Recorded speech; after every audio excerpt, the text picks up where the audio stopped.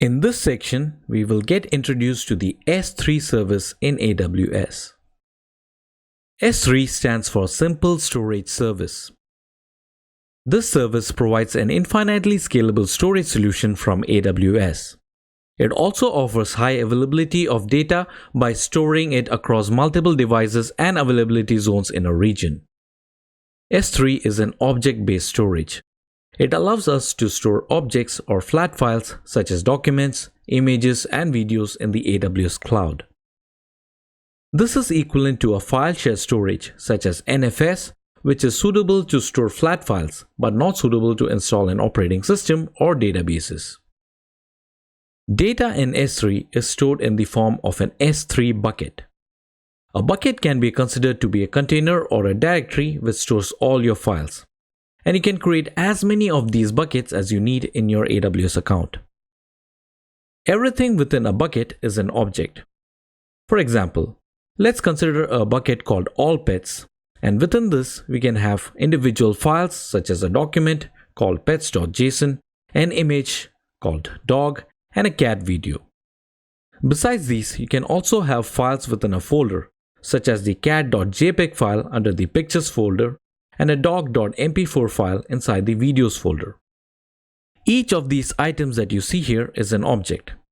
And in the case of the file within a folder, the path of the file including the folder is also an object.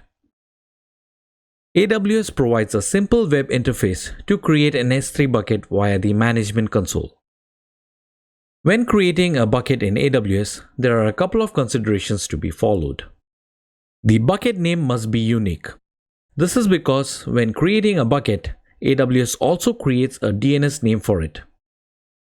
And this DNS name will be accessible from anywhere in the world.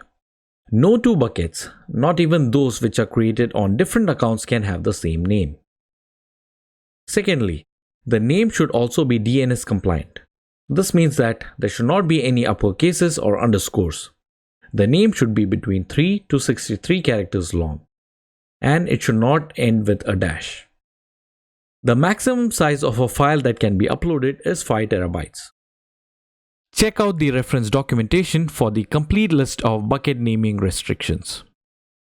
Once a bucket is created, it can be accessed via a unique DNS name that looks like this.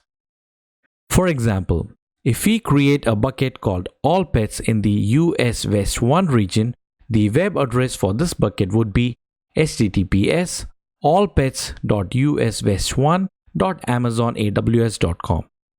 The objects within this bucket can now be accessed using the bucket name and the object names like this. Any object in an S3 bucket consists of an object data and metadata. The data consists of a key, which is the actual name of the object, and a value, which is the actual data referenced by that object.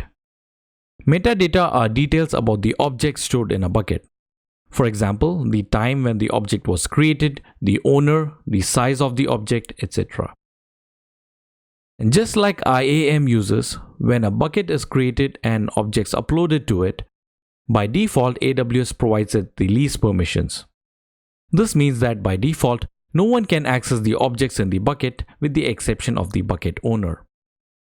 Access to the bucket and its objects are governed by bucket policies and access control lists. Bucket policies are permissions that are granted at a bucket level, and access control lists are more fine-grained access that can be used to define permissions at an object level. In this course, we will take a look at some of the basic bucket policies to govern access to S3 buckets. These will be used later in S3 with Terraform lecture and the S3 lab. To allow the IAM user called Lucy to be able to retrieve all objects in the example bucket called all pets, we can make use of a bucket policy like this. Just like IAM policies, bucket policies are JSON documents. And when they are attached to a bucket, they can either grant or revoke access at a bucket level. Finally, with a bucket policy, we can provide access to IAM users, groups, or even public access to our buckets. We can even grant access to users from other AWS accounts.